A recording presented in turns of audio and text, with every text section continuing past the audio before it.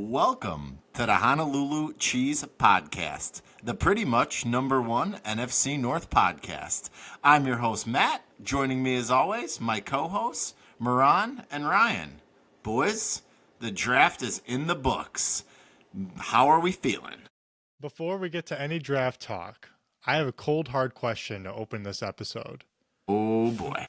Fellas, could 100 grown men take down a gorilla? I swear I could have bet my life that was going to be the cold hard question, and I knew it. I swear on everything. The answer is no. And then I had people at work. I asked everyone at work today, by the way.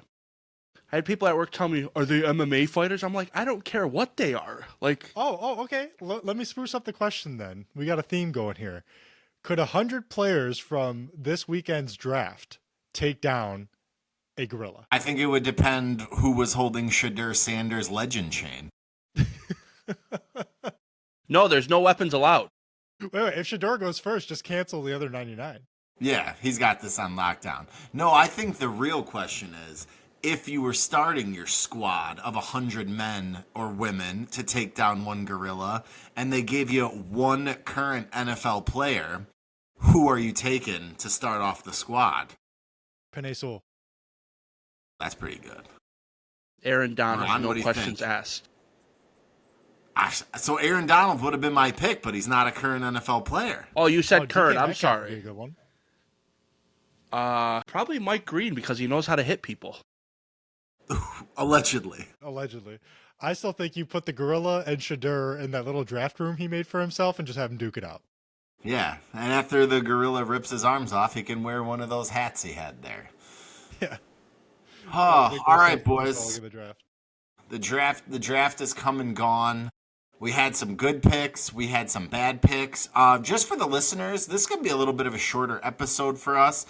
One and a half of us are a big Pistons fan. We got Pistons Knicks going on right now. So we did each release a video exclusive on YouTube at Honolulu Cheese where we each broke down our draft thoughts. So we'd love for you guys to pop over there and get our full draft breakdowns for our team and their picks. But just wanted to kind of jump on, do some holistic thoughts on the draft from a macro sense, see what everyone was thinking. Boys, the draft started, as we all thought. Cam Ward minus 20,000 to go number 1, and then of course Travis Hunter to go number 2. Oh wait, the Jags are on the clock. They trade up to number 2. What were your guys' thoughts when that was going? Go ahead, Ryan. I did not think that was worth it. I think you're a rebuilding team and you take a guy who's a luxury pick with both positions he plays. Like, I'd want to see him go to a more set up team, and I don't know what he's going to play. And I just think they gave up a lot to move up 3 spots to get him. I think they just would have been fine staying at 5. Honestly, take Mason Graham. It would have been all right. It's just not worth it to me. What do you think, Ryan, I don't know if you know, but teams that are in the top 5 usually aren't built well, So what's going to happen whoever you take? I know, but it's just, that's why I don't like Travis Hunter going that high to begin with, though. Like, I get the talent and I get the rarity in having a guy who can play both positions, but like, truly, what's that going to look like? I don't know. So I don't mind the pick itself. Like, I get why everyone was fascinated with Travis Hunter. It's more what you gave up to get there. That's what bothered me more than anything. But I think we all knew Travis Hunter was going to go 1, 2, or 3. So the place of the pick doesn't bother me. The way they got there bothers me a lot. What does Travis Hunter have to do to make that trade worth it for the Jags? He's got to be a top X receiver. He's got to be a top X corner. He's got to be a cornerstone franchise for the next 10 years that completely turns around the fate of the Jaguars. Like, how important and impactful does he have to be for that to be worth it? I will use a personal example of when the Lions took Jeff Okudah at 3rd overall. I was telling people, this guy better be a Hall of Famer. If you're going to take a corner that high when the rest of your team is shit, then he better be a game wrecker. Like, he better be a perennial Pro Bowler and an eventual Hall of Famer, at least on that side of the ball. And when you factor in Travis Hunter, even taking a wide receiver at 3 is crazy. So I don't know. I mean, I think that's the Lions bar for did him. that He's too. got to be a game changer. Yeah. Yeah, we did. But when we took Calvin, he was a Hall of Famer, and that worked out. Like, that's what I mean. Like, Calvin was a can't miss, right? So my whole issue, Ryan, with your argument is you called it like a luxury pick at two positions. Corner and wide receiver are both premium positions. If he can play one at a grade A level and one at a grade B minus level, I mean, wide receivers are making damn near 40 million. Corners are making 30. It gives you it kind of gives you a dart throw at two positions, like depending on the makeup of your roster and kind of what you need to do week to week. Like, obviously, I don't think you can play that many snaps and be swapping back and forth, but if you're going to trade up, I read it was the first time since 1997 a team traded into the top two to draft a non-quarterback. A lot of pressure on Travis Hunter, but man, fun dude. I kind of like the trade for both teams. I think the Browns, I feel like, are farther away than the Jags. I'm a bigger Trevor Lawrence believer than I think you guys are. At least Miro, Ryan. I don't know where your Trevor Kind of the Lawrence love is. Yeah. But I think he's solid to quite solid. And yeah, I think the Browns are kind of just flailing away, and I think the Browns adding extra draft capital, getting Mason Graham, having those two picks at the top of the second round, I think it could work out for both teams. But I mean, Travis Hunter's got to be special. Well, let me just say in response to what you said about the luxury thing, I think that my problem with it is two things. One was the trade up and the value you gave up to get there. Sure. And two is I just don't understand what the Jaguars plan to do. And I think that's where I'm getting stuck. I could eat crow in 6 months. What do you mean by that? Balling. I mean that I don't know how much he's going to play receiver. I don't know how much he's going to play corner. I don't know if it's 50-50. I don't know if it's going to be just corner. I mean, and thirdly, last thing is we all know that without a pass rush, any good corner is going to get eaten alive. And I don't know how good the Jaguars pass rush is to justify a pick like that. It's the same thing when the Lions took Okudah. Back to that. I'm definitely with you that I'd rather have a good pass rush and a crappy secondary than a great secondary and a crappy pass rush. Like, I think a good pass rush erases a lot more than a good secondary does. So I'm with you there. I don't know. I like when teams get bold. It could absolutely blow up in the face of the Jaguars. Part of me also just thinks, like, it'd be really fun if Travis Hunter was just the outlier of outliers, the Ohtani, like we talked about last week of the NFL. What if he does play 85% of snaps on both sides of the ball? I know we're saying he can't do it. Like, physically, he shouldn't be able to do it. But, like, he was playing 130 snaps a game at Colorado. It's insane. There aren't that many snaps in an NFL game. And if anything, you know what? He's going to sell jerseys. He's going to sell tickets. And if he can do that and be a great player, then, hey, you nailed it. But I just think the long shot of all that happening is a long shot, like for me at least. So I don't know. Maybe I'm just being pessimistic about it. I'm with Matt on this 100%. If he's elite at one of the positions and serviceable at the other, he's worth the contract.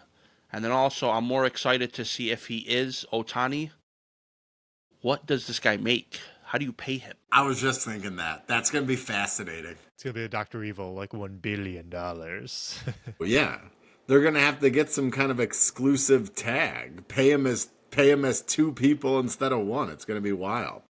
Yeah, what if he gets franchise tagged? Which position does he get, right? Because corners, I think wide receivers would make more, right? If you're franchise tagged. Yeah, I just don't think it's so funky. There was a player that wanted to get paid like an outlier type pay. Was it Eckler? There was, I think there was two things that come to mind. There was Eckler, who wanted to get paid like as a receiver.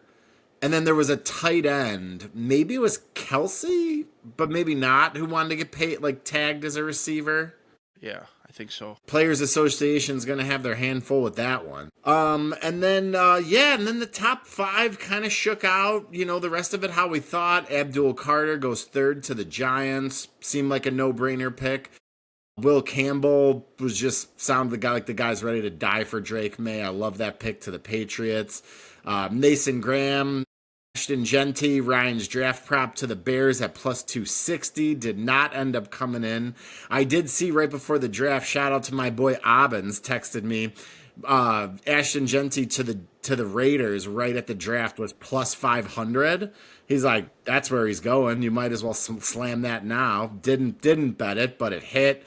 And then, rounded out with Membu. Another hit we had on our draft show for props. Tet McMillan at 8 to the Panthers. First wide receiver off the board, so Moran nailed that.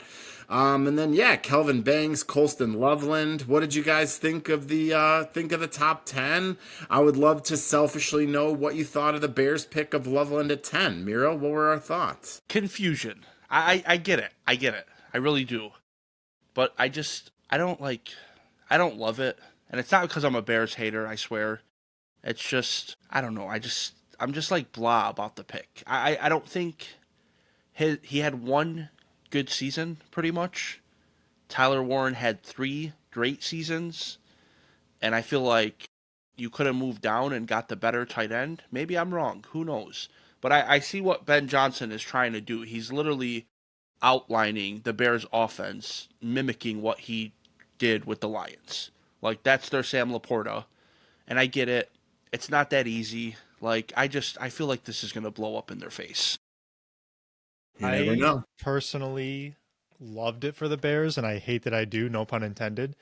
But I remember a certain tight end who was taken, and they said, whoa, Laporta?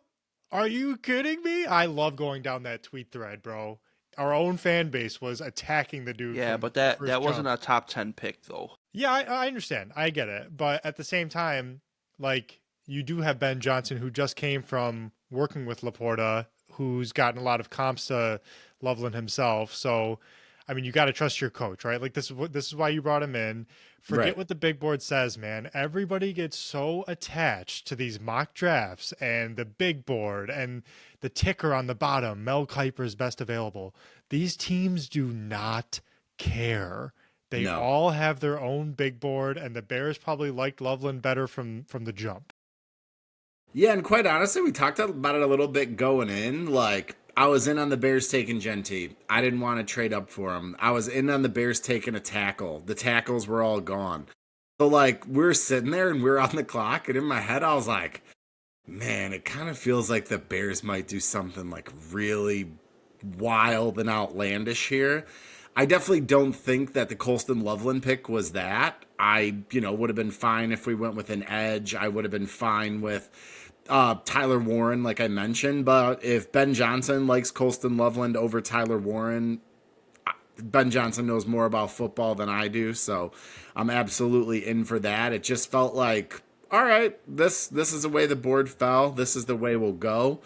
Did you guys have any picks like in the middle of the first round that, kind of stood out to you? We had Michael Williams go to the Niners at 11. I love that pick. That just seems like a guy who will wreck house across from Nick Bosa. And then the Cowboys taking Tyler Booker. The Dolphins took Kenneth Grant, the defensive tackle. I was seeing him mocked to the Bears at like 39. I was like, there is no chance Kenneth Grant's making it to 39. Jalen Walker felt like a steal at 15, only for the Falcons to trade next year's first to get back in to take James Pierce. That was kind of a wild move. Did you guys have any thoughts on the middle? Our guy Gray Zabel, favorite of the podcast, to the Seahawks at 18. I know. I will say, I want to give the Falcons credit because they took 2 defensive ends, and their line has just been garb for a while, and they really need those picks to work out if they're going to have a real shot of actually taking that division. But the pick that shocked me the most, I would say, in that middle portion is Egbuka going to the Buccaneers. For sure. And I think, like, when you see it, you're like, what are they doing? Chris Godwin, Mike Evans, blah, blah, blah. But when you really think about it, like, Brad Holmes has said this before, like, you keep on building on your strength, right? Like, Baker just had a great season. That's not true. Hang on. Godwin had a great season before he got hurt. Mike Evans is great still, but he's getting up there. Keep the good time, like, let the good times roll. take your next guy. He's going to fit right in when one of those guys inevitably leaves or gets hurt or whatever, and it's going to be fine. He's a great talent. The thing is, if you're drafting because you think one of those guys are leaving or going to get hurt, you probably should have never signed Godwin off a torn ACL. I don't even think that's why, though. I think they're drafting him to be their wide receiver 3. Look with at that a number offense. 1 pick. That's fine. He's going around 19. Who cares? Look at that offense. You have 3 great receivers. You have Bucky Irving, who just had an outstanding rookie year, who's going to be great. You have your quarterback of the future. You're good. Like, I would be psyched if I was a Bucs fan. I don't know. I get that there's other needs, but I would be psyched. Matt, go ahead. I'm sorry. I was just going to say, like, it just feels like one of those picks where this is the best player on our board. This is not a position of need. I'm always banging the table for my team to draft the best available player and figure it out. Part of me was definitely thinking, like, man, I bet they kind of wish they would have let Godwin walk to New England, maybe after the Igbuka deal or the Igbuka pick. But, you know, I mean, the Bucs, who's their GM? Jason Light, I think. He's done a great job with that roster, like building it up and, you know, keeping it relevant after the Brady retirement. So it was a head scratcher for sure, but I was like, huh, all right, I'll do that. Just like my thing, though, is if Igbuka was your number 1 player, he was your number 1 player during free agency. So if that was your guy, like, why are we re-signing Godwin? I didn't get it really. But the thing is, though, and just looking at the teams that were after the Bucs, with the Steelers, with the Broncos, with the Chargers, with the Packers, like all of those teams could have realistically been looking at receiver. And 100%. Go get your guy. If you like him, go get him. Which is fine, but if you're drafting a receiver at the first pick, you probably want him to play right away. I would assume. I believe he will. Yeah, no, I think I think we're kind of all on the same side here of like take a good player. I like Igbuka, but yeah, it was just like, huh, I certainly didn't see the Bucs going there with like, you know, a ton of other needs. Like Jahdae Barron went right after them. I feel like the Bucs could absolutely use another DB. So, you know, we'll see how it works out. And then the Steelers do the Steelers thing. Take Derek Harmon. He's there's like a big defensive tackle. Cam Hayward's getting up there in age, so you know they'll work on replacing him. The Chargers. Also, can I just say, Matt, not to interrupt you, rest in peace, Derek Harmon's mom, man. Like that is such a tragic story. Oh my God. She was like on her deathbed, watches her son gets drafted, and then just passes away. Like my heart breaks for that kid, man. What a way to go out, though, you know? I know. That's such a good way of looking at it, too. But just what a bittersweet night. I texted our older brother. He's a diehard Steelers fan. And I'm like, man, I really hope that guy's good. He's like, bro. He's a Steelers fan? What is wrong with this family? What are you guys doing? Oh, bro, you have no idea. That year the Packers and Steelers played each other in the Super Bowl, and I'm just sitting there sucking my thumb. It was the worst week of my life. Oh, my brother's a PSL PSL season ticket holder, Steelers fan. Yes, shout out to Rakan. Yeah, he lives in Pittsburgh. No, he drives there. Yeah, he's a psycho. He drives there all the time. Good for him. Shout out to you, bro. That's dedication. Yeah, and then Amari and Hampton to the Chargers. That was like another one where you're like, huh. They just signed Najee, but Jim Harbaugh, Greg Roman, they're going to pound the rock. Two-headed monster. I love that pick for them. Yeah. And then pick 23, Moran. Which one? The picture of Omarion, how big he is. It was floating around Twitter today. Oh, yeah, like standing next to the coaches? Yes, yeah. I saw that. He's a unit, for sure. It's going to be like trying to tackle a Coke machine out there. Literally. Ridiculous.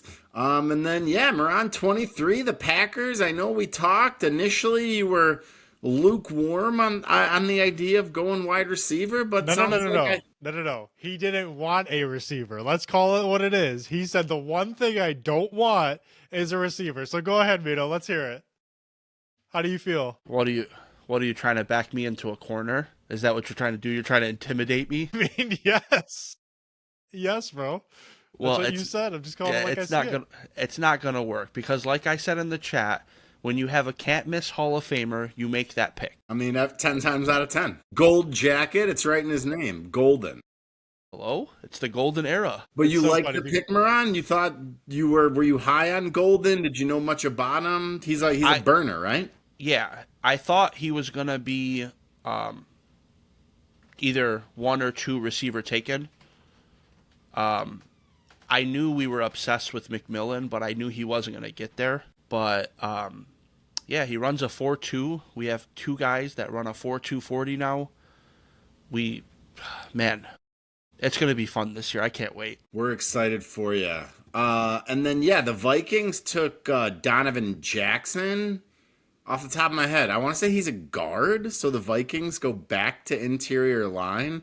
The Vikings are going to be punching people in the mouth this year. So Honestly, though, they needed that. Like, I learned a lot more about the Vikings last year than I preferred to, just because it was so competitive. But I know their interior line was ass last year. They couldn't run the ball, and they still, with Sam Darnold, won a bunch of games.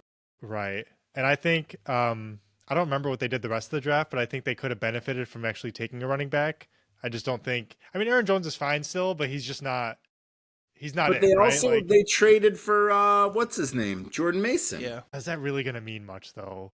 I like Jordan Me Mason, too. man. He was running hard last year. He's not like a huge needle mover. You liked him on You liked him on San Fran though, and who doesn't run well on San Fran? I could plug Mito in back there. He'll get at least 900 yards. I was a very good running back in my day, but okay. Sure you were. No, he runs hard guy to bring down. You could do worse than a Jordan Mason back there. Yeah, but you could also do better. I don't know. As of last year, Ryan has become the head of the running back. So anyone that you think is good, please get permission from him before you say it, okay, Matt? Look, I'm sorry. When you have 2 top 10 backs in your backfield and one of them is top 1, yeah, you get a little snobby about running backs.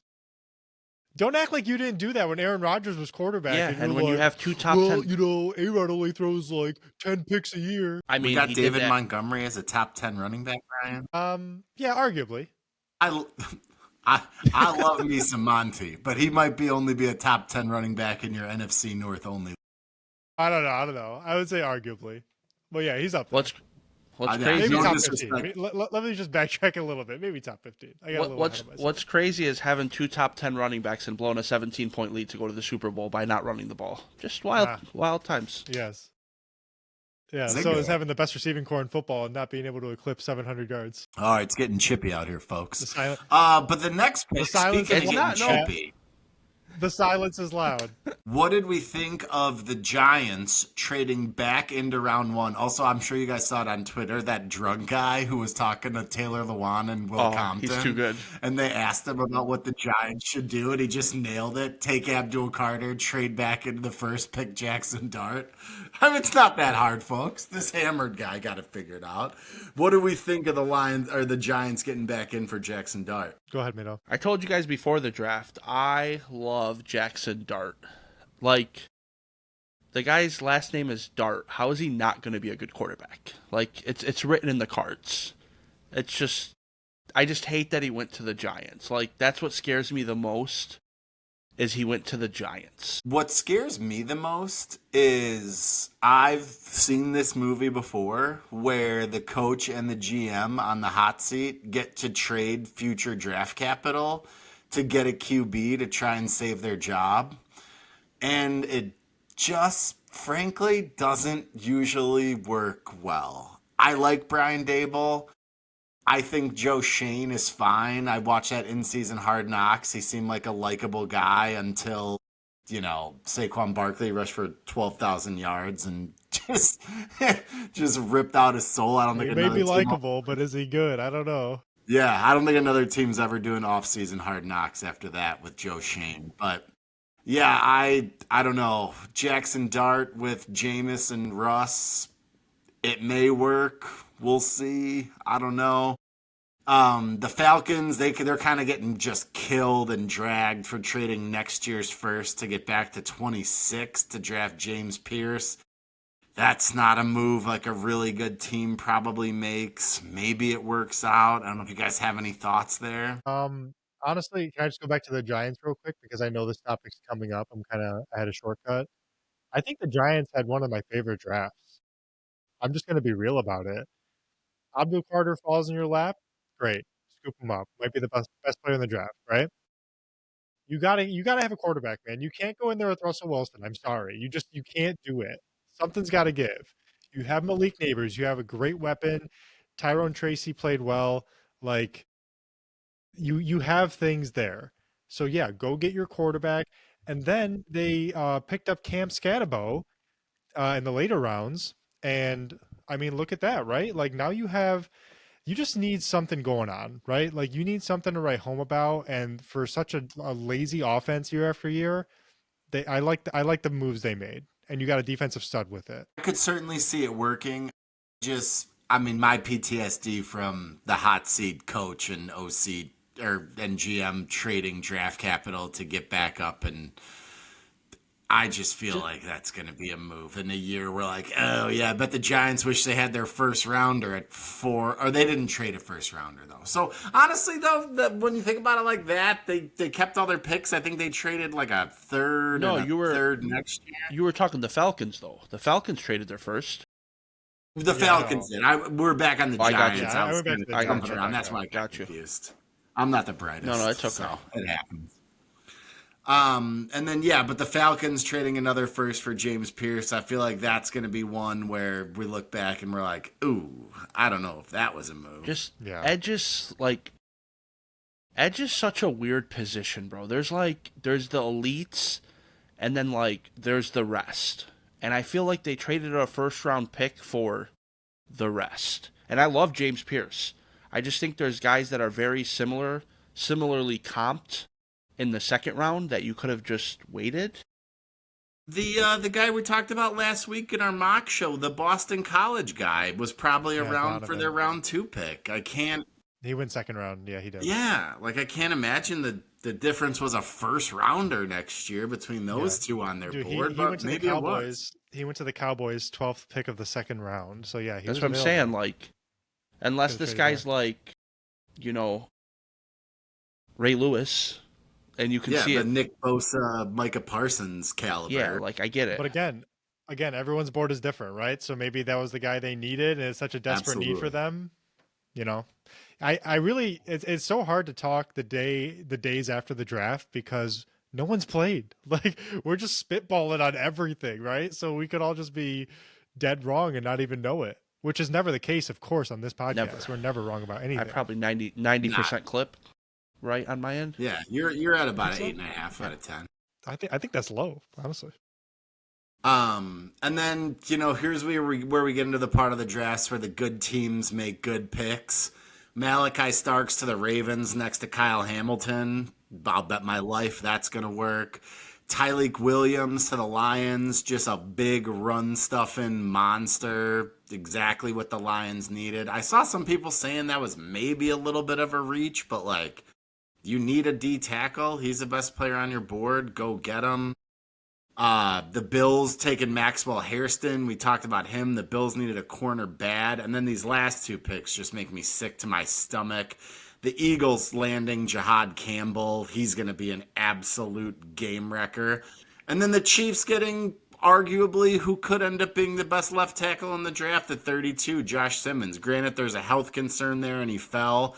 But in 3 years when he's an all-pro, are you guys going to be surprised at all? Which they desperately needed, by the way, is some help on the line. So exactly. That was a really good pick for them. Exactly. Yeah, top of your board matching with your needs. It doesn't get any better. And then, boys, we'll get out of here in a bit, but we would be remiss to mention, I don't know if the draft coverage you guys were watching mentioned it at all, but Deion Sanders' son, Shedeur Sanders, a quarterback from Colorado, who's that? Was projected to go as high as number 2 in the draft. He falls to was it the 5th round or the 5th round, right? The 5th round. What the hell happened? I mean, he happened, bro.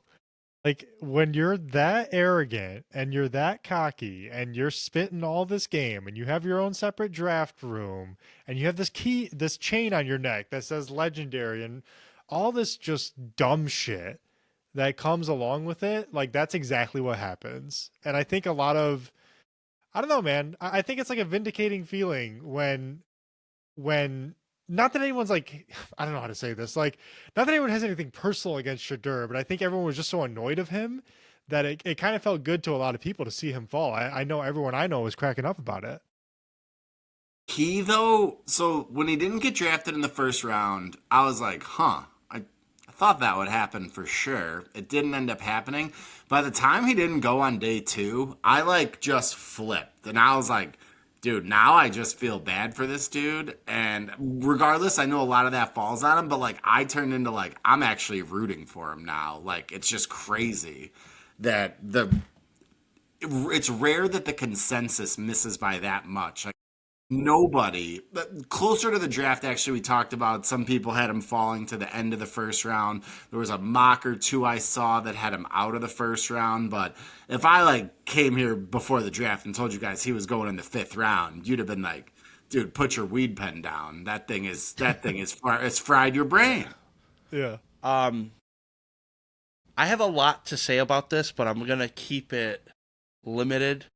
But it's crazy to me how certain people are allowed to be loud and brash and certain people are not. Man, and I just hang on, just real quick. Just like Moran knew my gorilla question was coming, I knew Moran was going to say something like this. Well, let me explain. So, sorry, go ahead. Was Baker Mayfield not loud and brash? Did Eli Manning not tell a team that I won't play for you? Is Tom Brady not yelling on the sidelines at people? We can't use Tom Brady because he was drafted even later than I'm not talking about draft, count. bro. I'm just talking about the simple fact that certain people are allowed to act a certain way, and it's Tom Brady's not comparable, bro. He's a leader, and why is he got loud and he got in people's face, but he was never like arrogant and like cocky and overly confident. So what makes you arrogant? Putting on a chain because I must be arrogant as fuck. Like it's not that. Like bro, it's the I'm only talking to 3 teams. But that and they're interviewing me. But not that was blah, blah, but blah. That was never him saying that. That was always other people saying it for him. Oh, he's got a specific list of teams. Eli picked his team. What the hell's the difference? It was both. We're hearing reports that he's in pre-draft interviews with teams, like either intentionally tanking the interview to teams he doesn't want to go to, which is just dumb anyways, or 2, just being so obnoxious that team owners were like telling their GMs, you're not allowed to draft him, which is a big reason why he fell. And those are the same people that are saying during Aaron Rodgers' free agency these last 2 months that he asked for $40 million, and that was already debunked. It's the same people. I think going back to the guys you named, like the Baker Mayfields and the Elis, like Shedeur at the end of the day just doesn't have the talent for his mouth to be that way. He just doesn't. I don't agree. Like he doesn't have the elite arm. Eli had talent, bro. Like Eli was going that high no matter what. I think Shedeur looked like a better quarterback than Eli coming out of college. Stop it. I mean, no, he did not. I just think Shedeur is like a limited player. We talked about it a little bit last week. He isn't super athletic. He doesn't have a ton of arm strength. He's fairly accurate. And like, if you're a dude who's like super brash and maybe not outspoken isn't the right word, but you know, you've got like a loud personality. I mean, if he would have come out with the physical tools of Andrew Luck, like, no one would have cared. Big dude, strong dude, awesome arm. Like, and then I just feel like the further he fell, like, once you get past, like, round 2, teams are like, well, now we're going to, like, draft this guy as a backup, and he's, like, going to come with all this baggage. Like, when Tebow was in New England or, you know, it's just, like, at some point, the circus just doesn't equate to the investment. That's actually a great example because Tebow was a first-round pick. Can we compare the talent level of Tebow to Shedeur? They were both. Tebow also shouldn't have been a first-round pick, but though. He was. Yeah. So, but Tebow is the anti-Shedeur though. Like Tebow was leader. He won hold on. natties. Like Tebow Okay, was but a good young man. He never embarrassed okay, himself for anything. but I want to cut you off.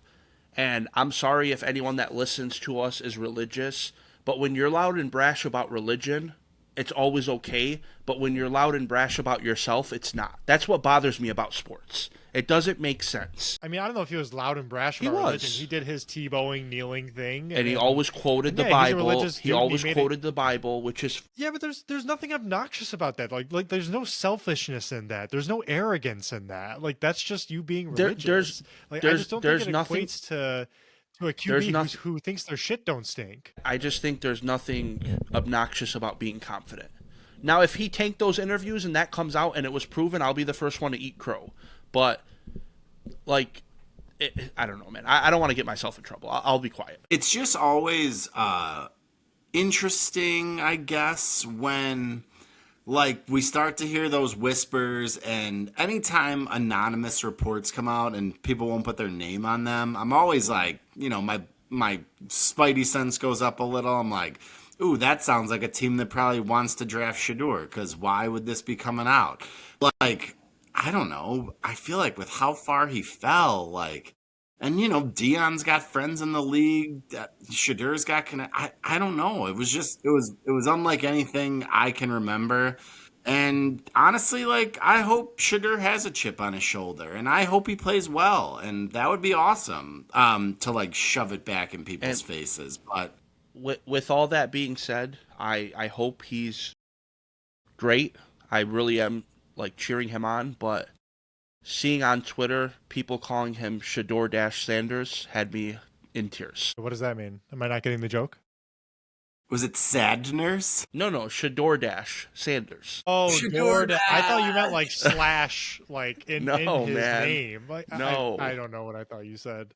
The one that got me was somebody posted like Shedeur's going to have to go back to Colorado and wear a different number because Deion retired his. I was like, that's pretty funny. That's the internet doing some good work. Yes. But yeah, that was crazy. Obviously, we weren't in those interviews. We don't know what happened, but I mean, the 5th round makes you think like, clearly teams had reservations of some kind about him.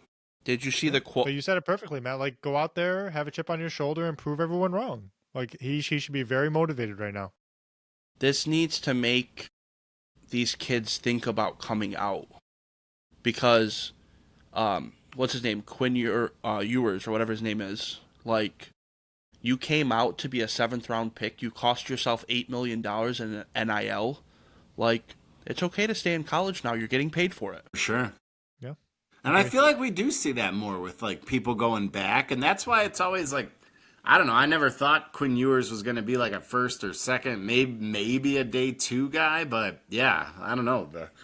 The draft class might have got some bad intel this year. So, you guys want to hit on anything else before we get out of here? I know Ryan's got to get back on the hardwood. They need him to check in here for the Pistons game. It's getting close out there. Honestly, if you're on video, you're going to see a lot of me just looking at my TV and to the side. I'm not ignoring you guys. I can multitask, I swear. He's just looking at his second monitor that's just filled with It's just such a close game. It's literally tied at 82 right now, and I hope my future self is happy. So, I don't know.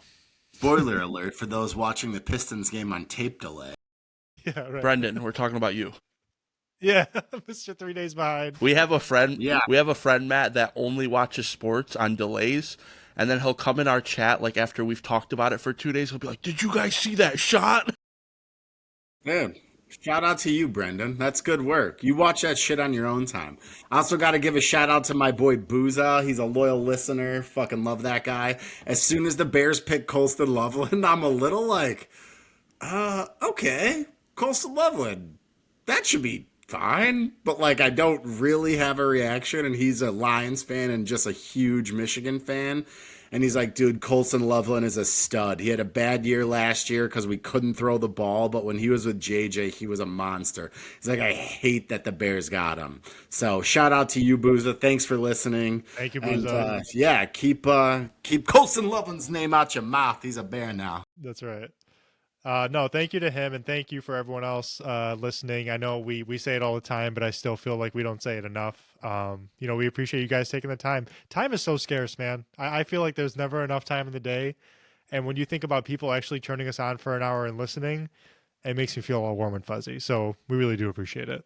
Damn, Much appreciated. you were turned on for a whole hour? I mean, hey, that's A couple more hours, you're gonna have to consult your physician for Literally, that. isn't was there gonna say. commercials about that? no. If your erection lasts more than 4 hours, call more ladies. Jesus That's Christ. right. All right, I think it's time for us to get out of here. All right. All right. Hey, and as always, may your Kool-Aid stay blue. Your head stay cheesy. Bear down. Peace out. Thanks, guys.